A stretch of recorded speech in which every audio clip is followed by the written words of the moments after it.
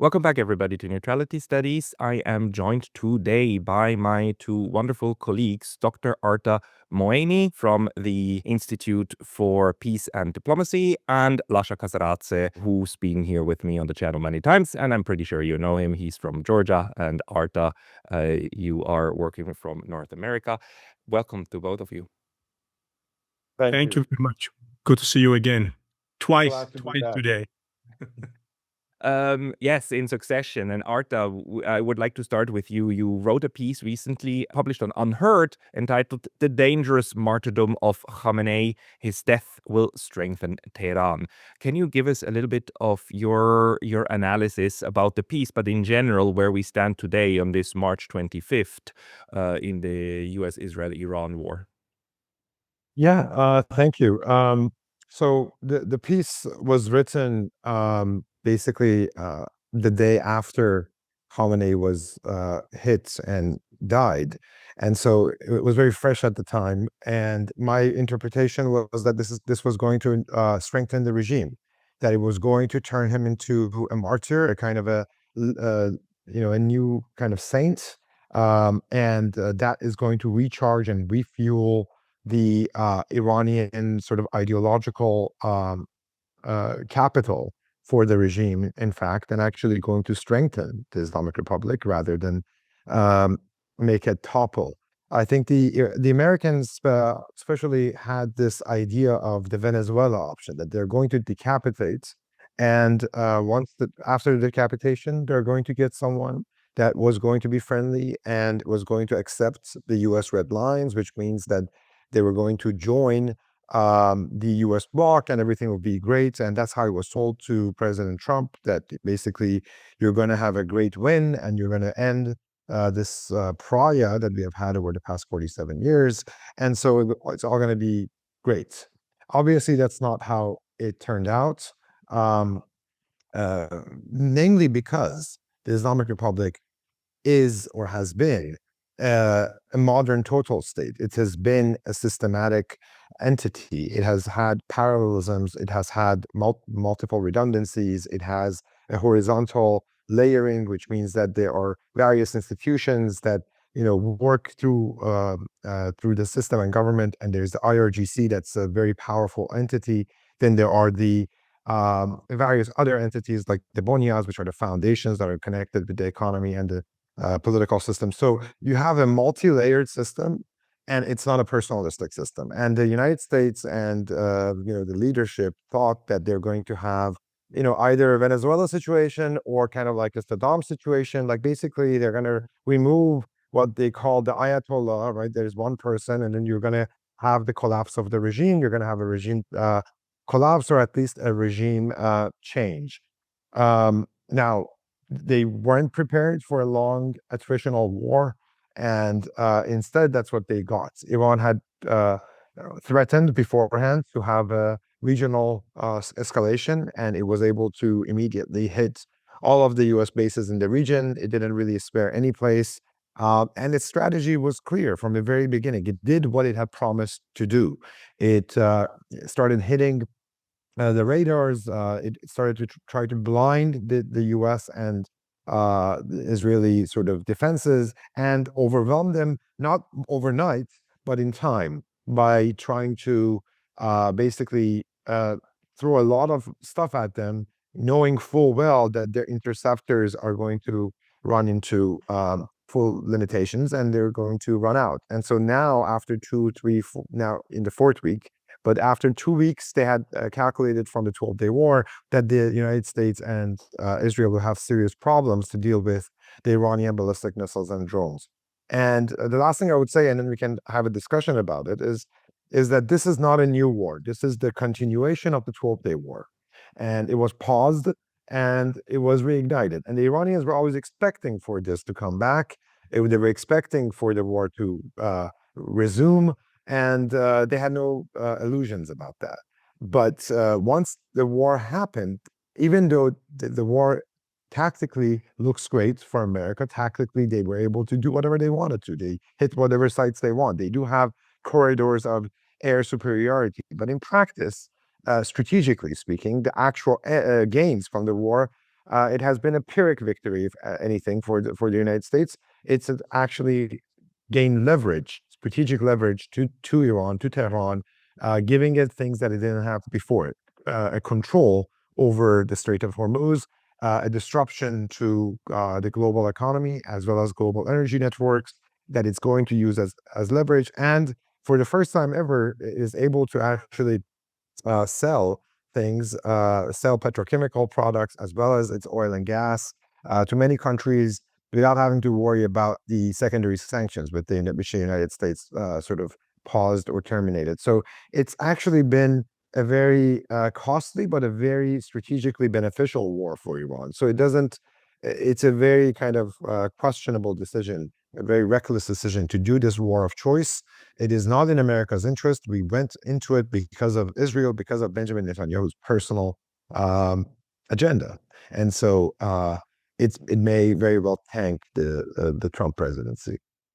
Yeah, I mean, if success is measured in how many little school girls you're able to kill, then yes, the United States definitely got the upper hand there. But I think the point is very important. Strategically, what has the United States gained so far? And as we speak on this March 25th, I read sorry, it's your March 24th in the evening, actually. I read that apparently there's chatter on the New York Times that the Trump administration has sent peace terms or something like that to Iran. Lasha, have you read anything about that? What is your take at how the war is currently developing for the United States? Hey, very brief intermission because I was recently banned from YouTube, and although I'm back, this can happen anytime again. So please consider subscribing not only here, but to my mailing list on Substack. That's pascalotta.substack.com. The link's going to be in the description below, and now back to the video. Well, I've been listening as much as I can and reading articles on this as much as I can. But I think every serious researcher, or anybody just even superficially observing, is denying that Trump even had this conversation with the current Iranian leadership. I think Arta would agree. On his True Social, I think he completely made this up, that he told them that he was giving them some leeway, or basically Tehran denied it, that this conversation took place.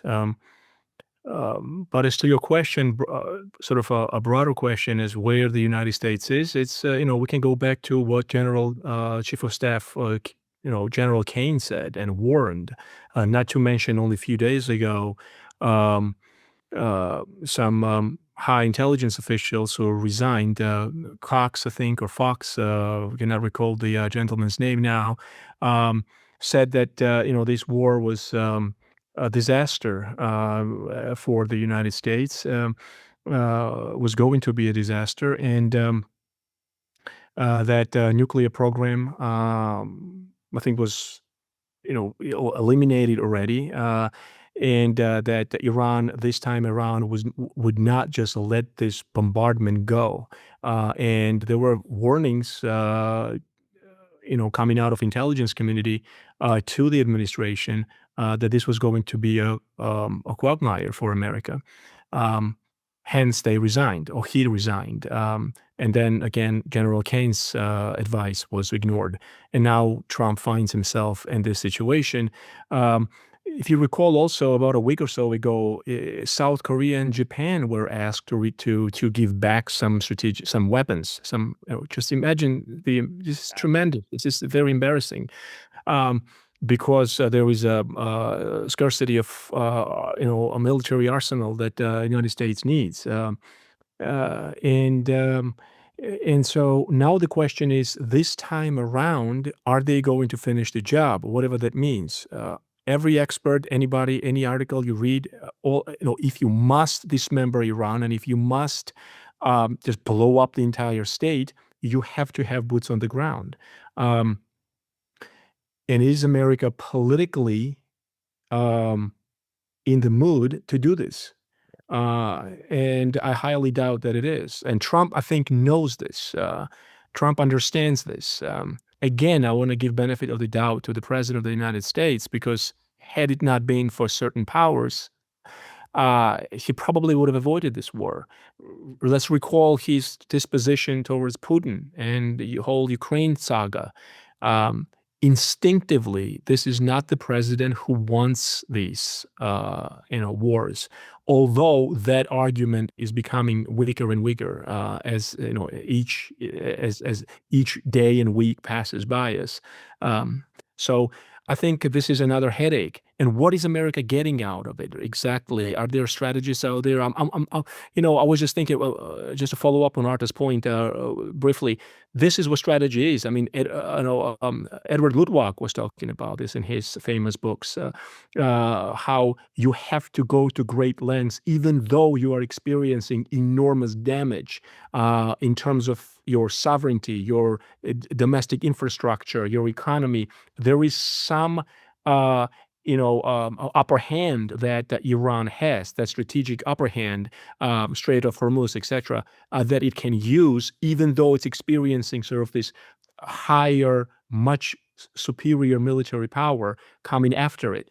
So I think strategically, Iran, ironically, has an upper hand. United States, even though the Ayatollah is gone and they wiped out, the theocratic elite in Iran, they have not been able to change the regime, let alone conquer the country. Actually, I'm not sure about that. I mean, Arta, the Ayatollah is there, right? I mean, the Ayatollah is dead. Long live the Ayatollah. So it's like institutionally, Right. this kind of works. And on the other hand, no, it's no, you're absolutely right. I mean, if you want to finish your point, but ultimately, the theocratic elites, yes, they decapitated one person, the Khamenei senior, but everybody else is there, and the irony of all this is that they got a person to become the supreme leader that, in my view, would have never become the supreme leader absent the strikes. And the son of Khamenei, who is now the supreme leader, he was somehow the only surviving member as much as the Iranian media reports, at least, the only surviving member of the strike on the compound. I mean, that in itself, for the Iranians, is quite a miracle. It's like God has told us that who is the next in line. Now, that might be a kind of propaganda, but also it's important because, even strategically, militarily, he was basically the chief of staff for Khamenei in a way. He knew all the things. And so he was never a public figure. He was quite shy. I'm talking about Mujtaba Khamenei, who is the son of Ali Khamenei, who was killed and assassinated. And so he is, he is always behind the scenes. And it appears that he's running the country again behind the scenes, but he was always the choice of the IRGC. He was very close with the IRGC. He is quite hardened. He's known as a hardliner. He might be pragmatic in certain regards, but in terms of like Iranian defense, ballistic missiles, even the nuclear file, he is known as quite a hardliner, and he was the choice of the IRGC. So there was an internal struggle, in fact, between the more sort of military security affiliated people in Iran and the more sort of theocratic, let's say, the more clerical establishment in Iran. They are more conservative, they're older, they have less appetite for war. Again, they're a religious class before they became a political class.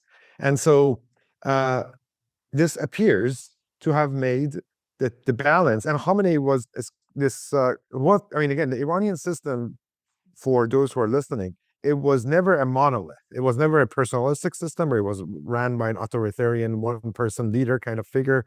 It was a bunch of factions, and these factions were always being balanced. And Khamenei's noose, let's say, was to be able to do that, was to be able to manage the security side, the clerical side, and be this kind of, the moderates, the liberals in Iranian system, like Hassan Rouhani, even Pezeshkian. I mean, Khamenei supported Pezeshkian to become the president. He threw his own weight behind him. So again, the Iranian system is quite complicated. It's comparable to the Chinese system, the Soviet system, and perhaps to a degree the North Korean system, but it's a total state, it's a total system. So it's not about the person. Total? By total state, I mean it's a state that is really controlling every aspect or surveilling every aspect of society. It's a product not just of the revolution, but of the modern state importation in Iran that goes back at least 100 years. So the Pahlavists, in a way, used the institution, the traditional institution of the monarchy for westernization and modernization. The response to that was the Islamic or the Iranian Revolution of 79, which then started having a more populist Islamist branding. But that 47 years has also expanded the power of the modern state in Iran. So it's not a traditional state, but a modern state in the sense that it has multiple institutional levers. It has parallel institutions. It has again, it's not the authority is no longer distinguished between the bazaar, the economic side, the cultural side, the religious side. Everything is fused. That's so you basically get the Hobbes's Leviathan in country like Iran.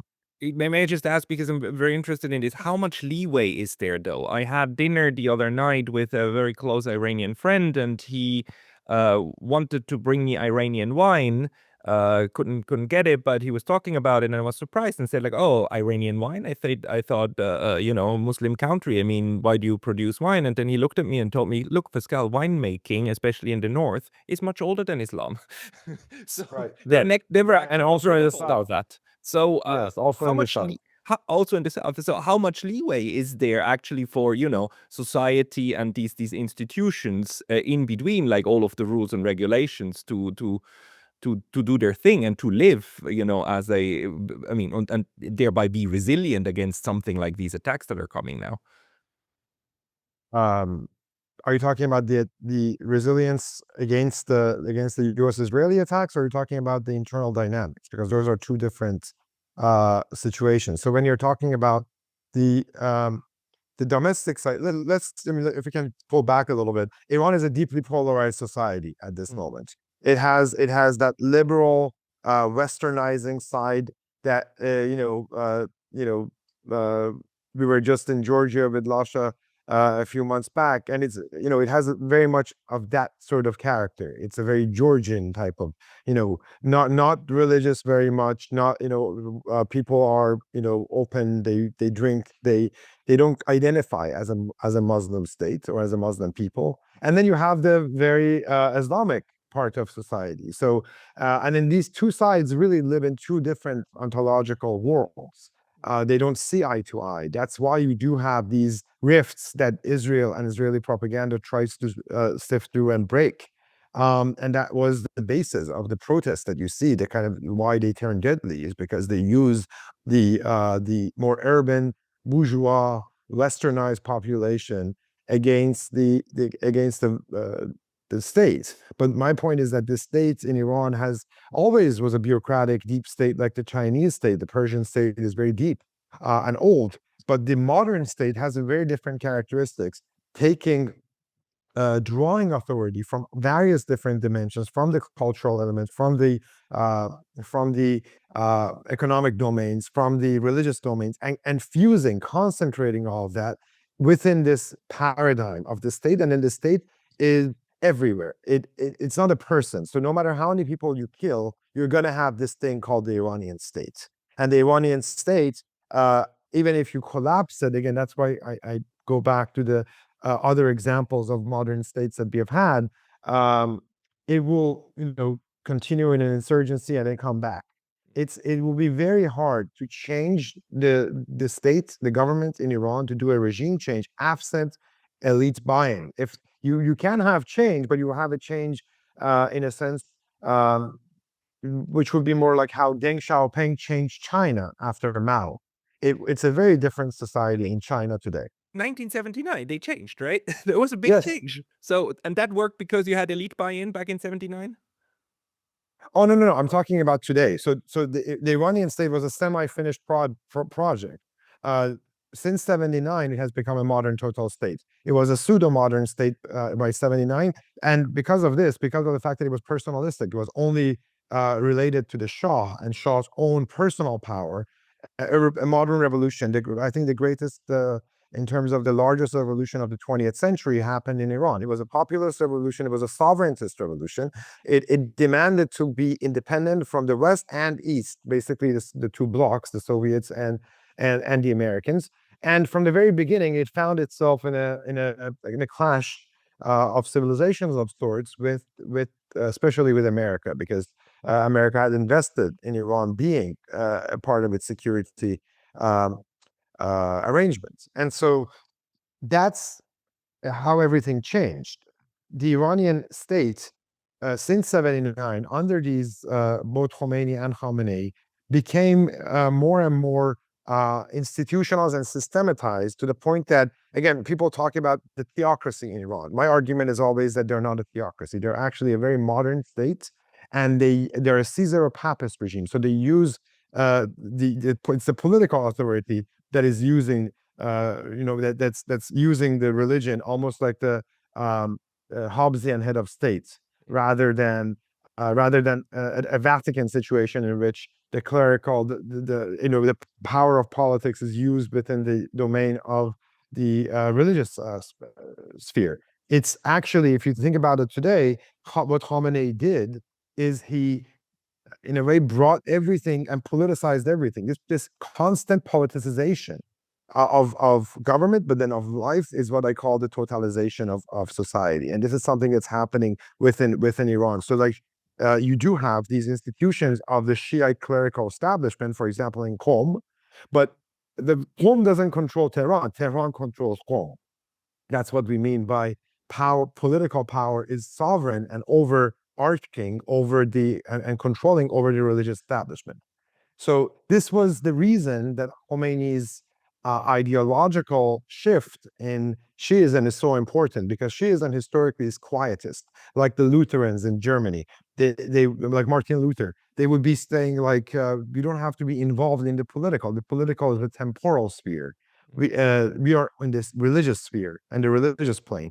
Khomeini changed that, and he said, through this theory of the jurisprudence of basically Velayat al-Faqih, the guardianship of the jurist, that we will guard the political society as the jurist until such time as the savior comes back, the 12th Imam, who is hidden and in occultation.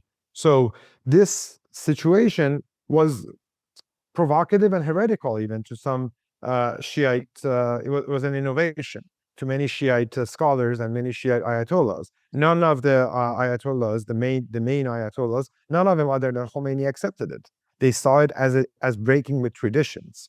And so there was only one that accepted it, and he was supposed to be Khomeini's successor, but then they actually pushed him aside because he went against many of their own kind of political and statist dictations and what Khomeini wanted to do. So it's a very complicated situation, but all I think people should know is that it's all about the concentration of authority in the political. This was justified by Khomeini within the paradigm of a new Shiism that was much more active and much more universalist and not quietist. And yet the origin of the revolution, which had leftists, right-wingers, nationalists, atheists even involved, was a sovereigntist revolution against the bipolar arrangement and the fact that Iran was so wedded to one side. And it was one of the biggest influences on Iranian revolution. It was Martin Heidegger, authenticity.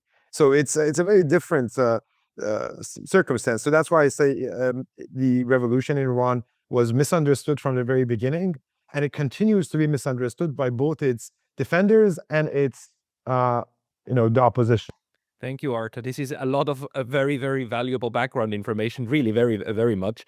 Let's maybe talk a little bit about what we learn, the way this war goes, like Lasha.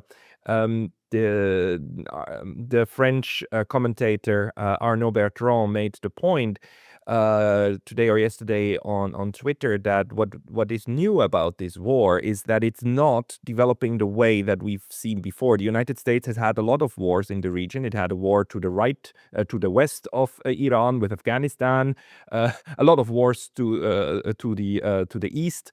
To the east in Afghanistan, and to the west, of course, in Iraq and Syria and Libya and so on. But what usually happens in these theaters is that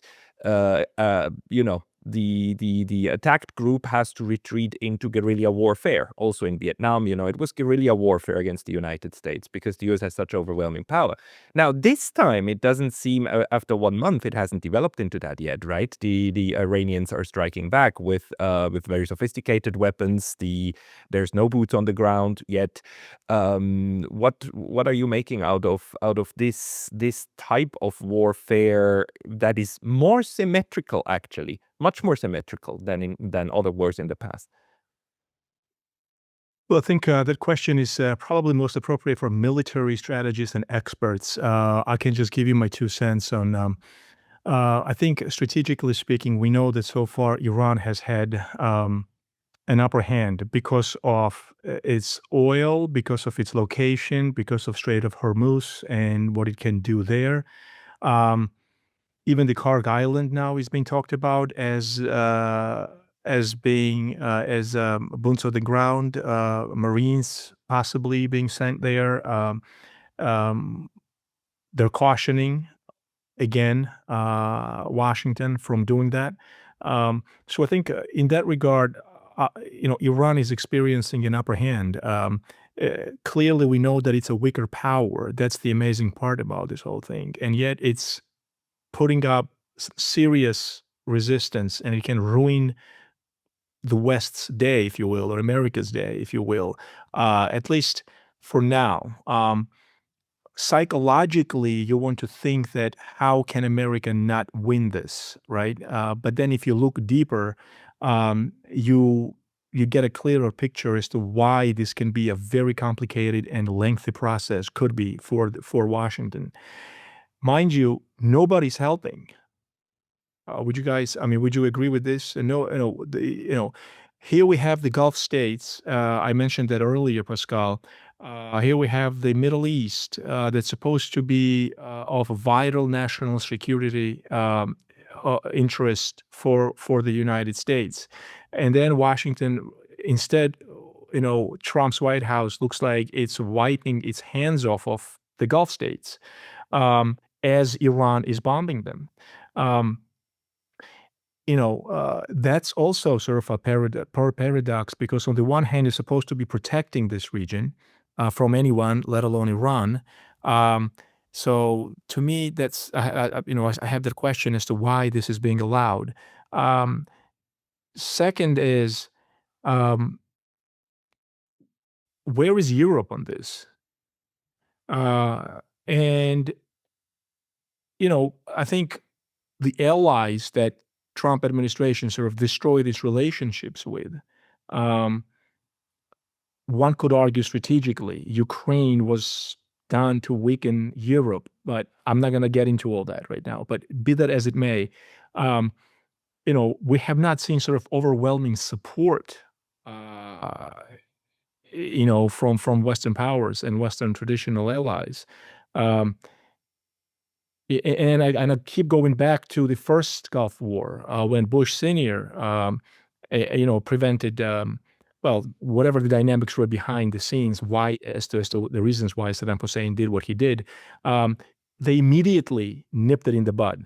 They just basically kicked Saddam out and gave him a sort of a slap in the face and warned him. Second time, Saddam was not so lucky, but.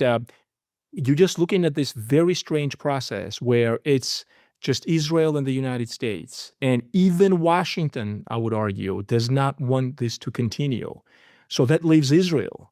And then if the split happens, highly unlikely. But what if the split happens and Trump says, I don't want to continue this anymore, or this is not winnable, and we're just going to destroy not just the country, which nobody cares about, unfortunately, but what about money? What about economy? Although there is talk that, some folks in the highest echelons of the U.S. power are making money off of this, through stocks and playing with fluctuating prices of oil.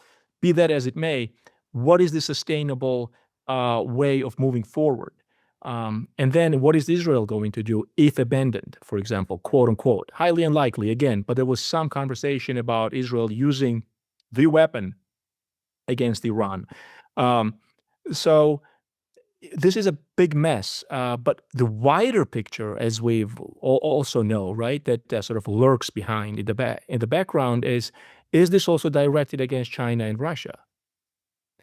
Is this also directed against the traditional strategy going back centuries, say, Great Britain and British Empire, sort of, balance, not liking, of course, but balancing and working with the Ottomans to balance and weaken Russia?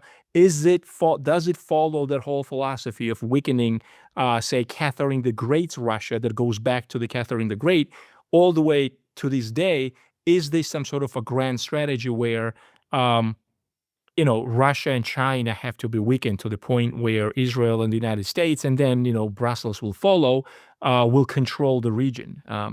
This is and very so sorry. This is a very good point. I just want to I think it is. Arta, what you What's think behind about this? There's an argument saying that, look, the way that Trump is now not only like attacking Iran, but throwing all of the Gulf states under the bus, all of them together. Like, you go, you burn. I don't care. Strait of Hormuz closed. I don't care. It's bad for China. It's good for us. Prices are going up. This is great. It's great. Do you buy into that, or is it just like everything going completely south and we are trying to read some kind of strategic mastermind into everything? You're muted, Arta. You're muted. Yeah. So I think that the way to look at this system systemically is very different. Israel has a very myopic understanding of strategy. That is, I sometimes say jokingly that my realist point of view in regards to Israeli interests, harkens back to the Israeli strategists of the 1980s, because they had a large long-term view. They cared a lot about what's going to happen in 20 years rather than this sort of version of Israel, which is very myopic. But from an American perspective, I think we already established that what's in Israel's interest, and Israel wants, a collapse of Iran, a civil war in Iran, even a Syrianization of Iran. None of this is in America's interest, and I think that has been made clear by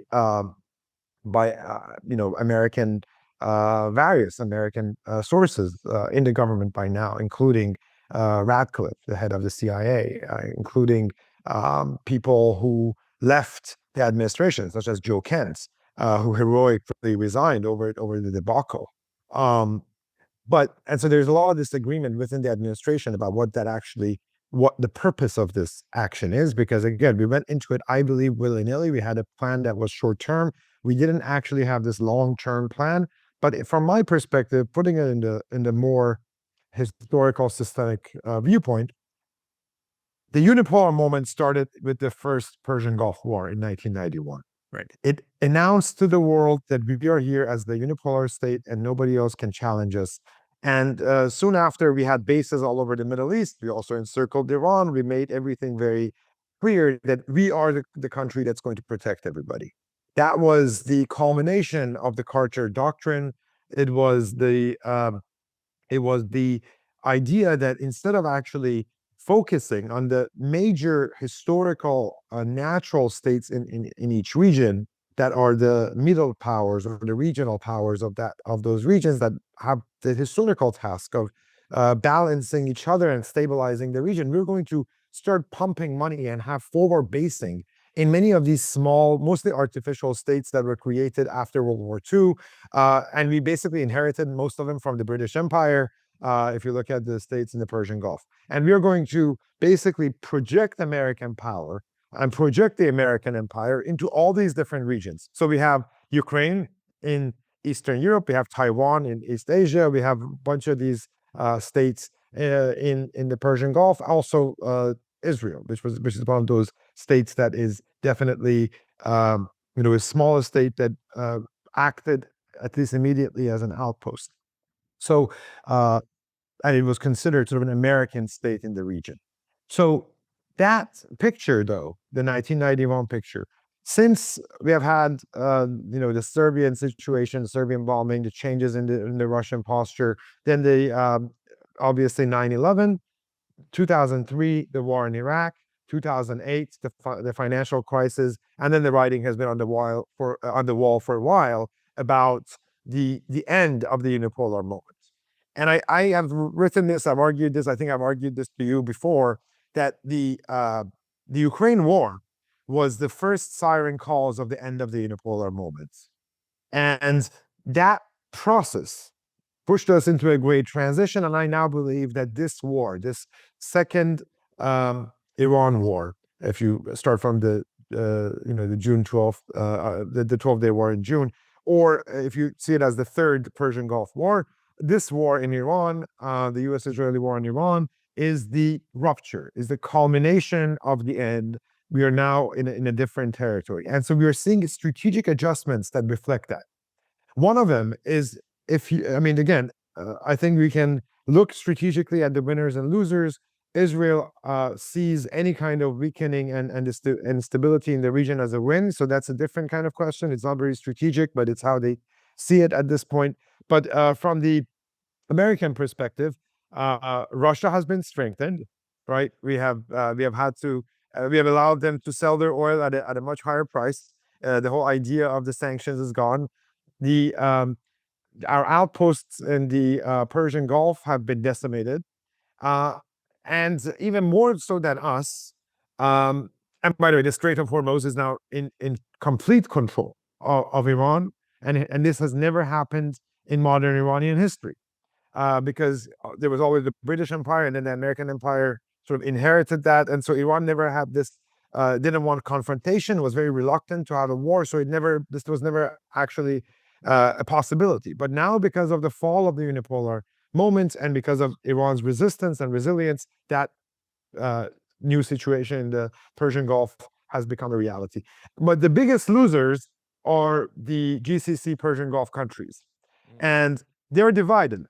So Qatar and Kuwait look around themselves and say, we spent trillions with the United States in both having them, hosting them, investing in U.S. economy, pumping petrodollar into the U.S. economy to keep the U.S. economy afloat, to invest in AI, in the data centers. That's basically the global economy Ponzi scheme that everyone has to know about. This is the neoliberal idea. We take this, energy money, and then we pour it back into the U.S. economy, and the U.S. economy in turn sells military goods and missiles and weapons and aircraft to these countries. And it was an illusion of safety and security. But that was an illusion. That was a mirage. It's very clear that geography reigns, that Iran had strategic depth, that it had geographical advantages, that it had the high ground, and it can destroy these countries if it so chooses to. And these countries are very vulnerable. No matter how much money you spend, you're still an oasis in the desert. And so what that changed is the Qatar and Kuwaiti position of like, well, this is not security. We're actually worse off today. So moving away from the American security guarantee is what some of these countries, the GCC will demand. Oman was always skeptical that this was the way, because Oman is an ancient kingdom. It wasn't one of these created states. It had experience dealing with the Romans and the Ottomans and the Persians, and so that's what you get. Same with Georgia. We have had this conversation as well in Tbilisi. So their neutrality was something that was deeply ingrained as part of their historical identity. And then you have Saudi Arabia with the oil money, but then you also have the UAE. And I think the UAE is the one country that is completely wedded to this Israeli picture of the region as a small state that wants to see the bigger states in the region, including Saudi Arabia, by the way. If you recall the recent fights between the Saudis and the Emiratis, to be internally problematized. And so this new order is one in which Iran will be a regional power, Turkey, Egypt, Pakistan will be regional powers. America will have to push back and pull back, exit the Persian Gulf increasingly to focus, as the NSS says, on the Western Hemisphere. And it's very clear that China and Russia as well see that they need to control their own regions, specifically around them, they're near, they're abroad. So it's a new world, it's a multipolar world in the sense that it's actually a more regional world dominated by middle and great powers and civilizational states. Yeah. Yes, and Lasha, I mean, we've talked about this already yesterday, but this pressure on states to now learn a very interesting lesson, which is that, this kind of being a forward deployment base for the United States might make you less secure, not more. Even in Japan, Takaichi, Prime Minister, went to Japan, to Washington the other day, right?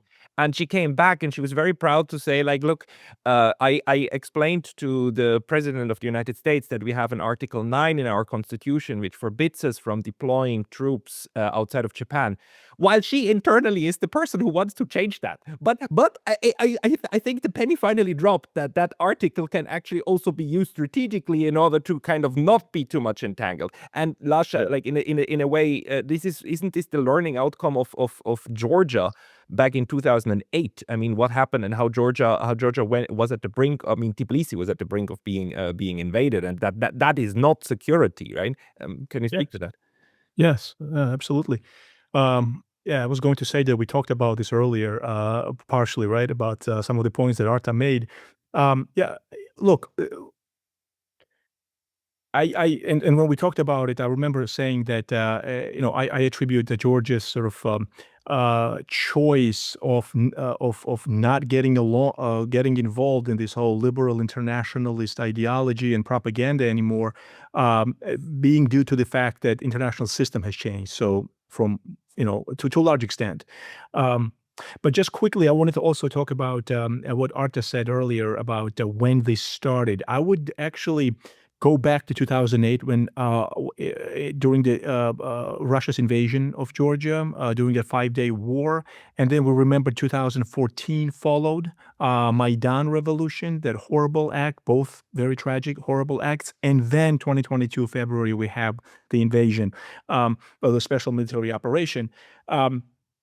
But I think it was building up, and if my memory serves me right, I think Georgia was sort of the first one who got sacrificed, and it was the sort of tail end of the Bush, Wolfowitz, Rumsfeld, Cheney madness that was coming to an end. That was sort of the apex of what Russia did. It was revenge, however you want to look at it, directly, indirectly, explicitly, implicitly, against Russia's inability to do anything in the Balkans with Serbia, and then just basic fear, sort of traditional fear of former superpower, now sort of a regional major power, nuclear state, saying that, look, these guys keep moving towards our borders, keep lying to us. Putin, we all know, went out of his way since 1999 upwards, after he became president, basically begging the Bush White House to accept Russia, admitting that Russia lost the Cold War, and that, wanting to become, and then, that great book that Anne-Marie Seroti wrote, Not One Inch. So we know the history of lies, basically, and manipulation, and how certain academics on the West Coast, in Stanford, maybe to a little bit less degree in Harvard, continue to defend this, not to mention some of the traditional think tanks in DC that continue to deny, defend, deflect the truth, basically, simply put. The idea that Putin sort of woke up one day and said, "Let me just march into, I have a poor country. I'm struggling to lift it off her legs or her knees, considering what it went through in the early 90s, and yet, I'm going to wake up one day and spend more resources I don't have to invade, a huge country next to me, Ukraine." That's not what Putin wanted. But again, this was a survival game, and red lines had to be drawn. Georgia was number one. And then what happened, we saw what happened. Georgia geopolitically went from bad to worse. And we knew who John McCain's of the world and all them were supporting in Georgia, Saakashvili's regime. Just complete madness, what was happening. And then, we get Maidan. There too, Putin wins, basically. And then now we have Ukraine. So this is a pattern. I mean, of course, now we're talking about the Middle East, but this wouldn't be a stretch if we sort of sort of piled it all up in one strategic vision of weakening Russia, if not entirely destroying it. But then let's remember that whole thesis breaks down when we say, are they going to destroy Russia? They won't, because when Russia was down and out, it could still manage to incorporate brutally the Northern Caucasus, Chechnya, and then South Ossetia and Abkhazia. So even during the 90s, mid to late 90s, Russia was able to sort of, cement its position in the region, saying, this is my traditional sphere of influence, period. No matter how poor I am going to defend this region. And I believe this. Of course, Russia has had its hand in separatist movements and in weakening Georgia and Nagorno-Karabakh, Azerbaijan, Armenia conflict. But at the same time, there was plenty of room to talk about geopolitics, national security interests, and at the same time, there was enough room there, or could have been, to avoid this extreme idealism of the early 90s and false promises. And so now, just to finish the point, these are the same promises that Pashinyan is getting enticed by. These are, Putin, I think just a few days ago, Putin and Pashinyan, don't quote me on this, but I saw it on the social media, had a conversation. I mean, we can only imagine. I mean, it's quite plausible to think that, Putin must have said, you can pretend you want to do whatever you want to do with France, with the collective West, how they're trying to sort of put you in this, a Turkic world equation with Turkey and Azerbaijan, Israel. Sure, play that game, but the red lines. Yeah. I mean, I wouldn't be surprised. I can almost hear Putin telling his much junior a partner what I just said, right? So what is Pashinyan thinking? I don't know. But in terms of Trump's trip and the geoeconomic projects that is going from Azerbaijan to Nakhichevan and then Turkey, if Iran falls, it won't be good for Armenia. It won't be good for Russia. Not because Russia will do something, but the control, they will take out the ability to control the region or have some say in the region completely. If Iran, one way or either dismembered or just completely, So we know this equation, right? Approximate equation where everything stands. Yeah, we do. So Arta, do you want to react to this and also this connection between the two wars that you already talked about, right? The change of the rupture, as you called it. Yeah. So, I mean, I agree with many of the things that Lasha said. My suggestion was that this was actually it had a snowballing effect, right? So it started from the height of the 90s, and then that's why I brought up. I think it really started to show that it's going to go wrong, and it's going to be overextension and hubris that all empires fall victim to. With Belgrade, with Serbia, with the bombing of Yugoslavia and getting NATO involved, and in the deal that they made with Russia, ultimately it did save NATO, if you can see it that way. But it really changed the perception with Putin. Putin saw that something clicked.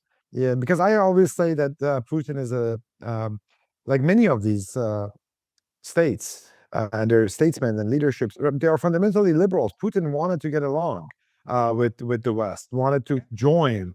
They keep talking about international law. They keep talking, because the impression in America is that, for example, and I have this other article that maybe you can link. I've also had unheard about the liberalism of the axis of evil. All of these states, especially China, Russia, and Iran, who are so demonized. My argument is actually they believe in the fantasy, and from my perspective, it was always a fantasy of international law and fair acceptance of the law and equality under the law more than the Americans did themselves, right? And so when they were talking about it to the last, I think to the last week that Khamenei died, he was saying the American crimes have to be written down, and we need to go to the ICC and to the International Tribunal and argue them.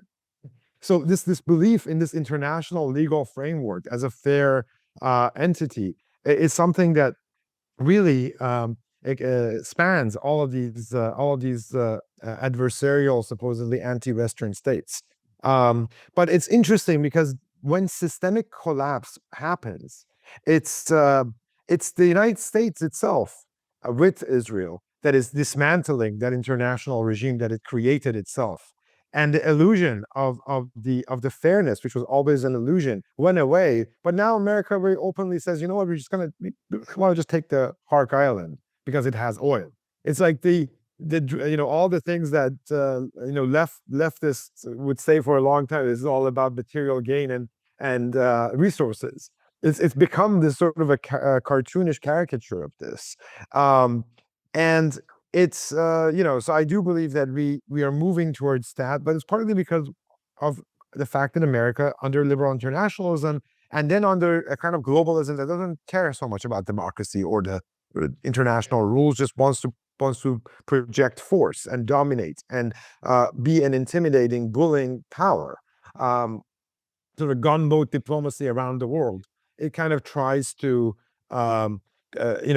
adopt that as the American model. But I think that Boltonian view of American foreign policy, that we are unilateral actors, we can do what we want, we are the mightiest military, and therefore we can get away with it, doesn't work, because you're not going to be able to project as much power only with aerial campaign as we're seeing. And so all the other regional and middle powers also know this. Yeah, and this is so interesting. I mean, Lasha, you were the one who once made the point to me that the main problem of Georgia is that the United States would not take yes for an answer.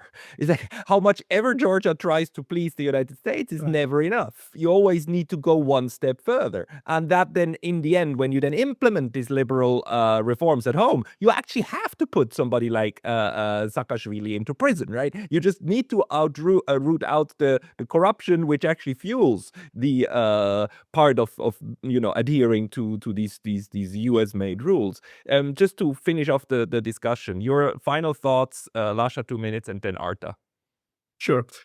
To your point, that same problem, from my readings and basic research on Iran, I see that those parallels.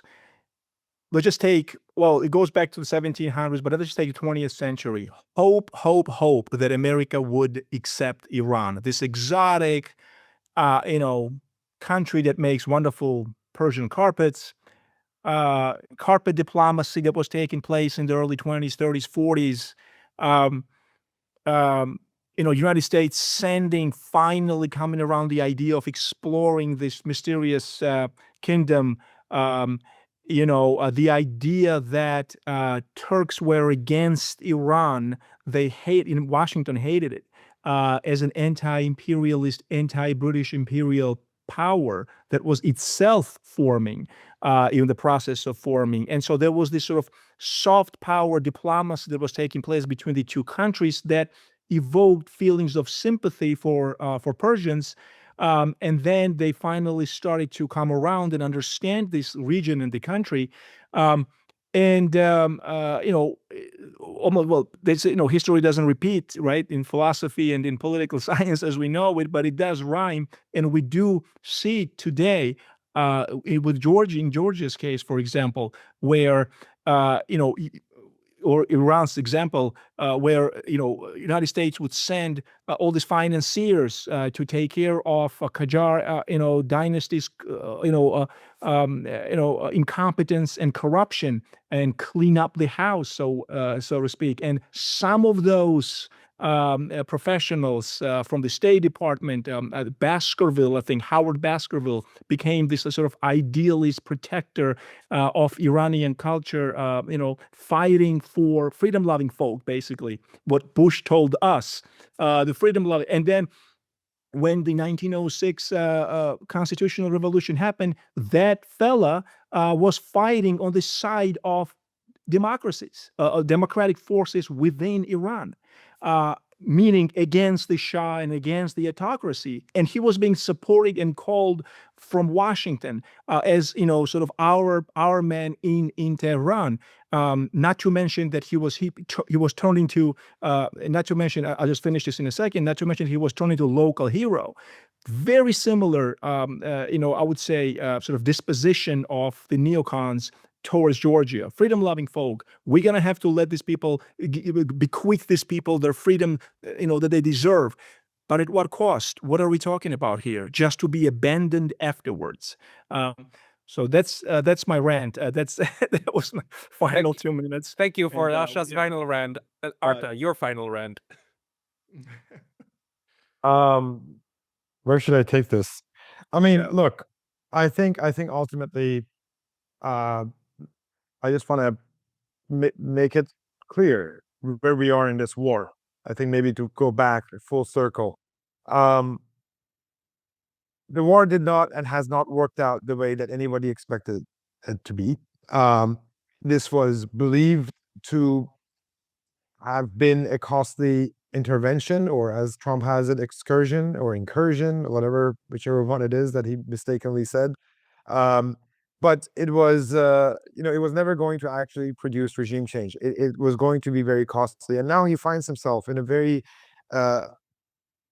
challenging situation where America is losing strategic leverage by the hour and by the day. It's playing Iran's game, and it has two choices practically. It can either leave and let the chips fall where they may, and basically cut his losses. Because he's Trump, he can say, I killed Khamenei. I killed their supreme leader. The government is gone. I did a regime change because I replaced Khamenei with his son. That's a regime change, and their navy is gone, and whatever. And also, maybe if he was to be smart and shrewd, he would say, I promised America first, and this was a 4D chess for us to leave the Middle East. So I used the Iranians, and now we're jointly. I told the Iranians to manage the Strait of Hormuz and ensure the freedom of navigation for us. No money to the taxpayer. That's what he should do. But I'm afraid he's not going to do that. I'm afraid Lindsey Graham's of the world and Mark Levin's of the world and very shady characters of the world, Miriam Edelson and others, are going to whisper and continue to whisper and threaten the administration, threaten him, frankly, even. Some of the reports that's coming out of Washington is disturbing. And basically to say that, yeah, you didn't get this because you haven't done it enough. We just need to double down on this, and things are going to change. And I think Trump has two vectors for military action that he likes very much. He does believe, in my view, that a full-on, Vietnam situation and hundreds of thousands of troops invasion of Tehran is not going to work. But he does believe that American military power, the technology, the conventional force, that should work. Look at this beautiful aircraft carrier. By the way, the aircraft carrier Ford is basically dysfunctional and now has to be out of service, I think, for 12 months, Bloomberg was reporting. But anyway, it's either aerial campaign with massive bombs and massive ordinances, or special forces that he also loves a lot. So he's only left with special forces, and my bet is that he's also going to try that. He's going to try to take an island. Maybe that's a false flag to try to find where the 450 kilograms of the 60% enriched uranium is. Either way, I think this is going to be a disaster. Many Americans will die. They'll be sitting targets. It will tank his presidency, and ultimately we will be back to where we are today, which is Iran has gained strategically, and it will be a regional power. And then it will have to deal with what it wants to do internally, whether or not it can liberalize, whether or not what it wants to do with its people, because it is a very divided society. But in terms of strategic question, I think the American push for this war, which the Iranians very reluctantly, kind of like Putin, came to, has actually changed the situation and the circumstance to their advantage. And I don't see how America wins anything out of this. And it seems that the White House, the Trump administration is tone deaf. It keeps insisting on the same red lines of no enrichment or on no missiles capability. That none of that is going to work. Iran now actually is the one that says we are not going to let this war end. With a ceasefire on this, we have a total comprehensive peace where we know that you're not going to come back for us in 2-3 months to mow the lawn again. This is no longer, Israel's game. Two can play this game, and Iran invented chess, or at least knew how to play it from the very beginning. So this is how they see the world, and I think we are in for more intensity and more escalation moving forward. Your word in Trump's ear. Let's hope he takes the 4D chess move out. I also doubt it, but hope dies last. Lasha Kasradze, Arta Moeini, thank you very much for your time today. Thank you, Pascal. Thank you, Lash. Thank you, Pascal. Thank you, Artem.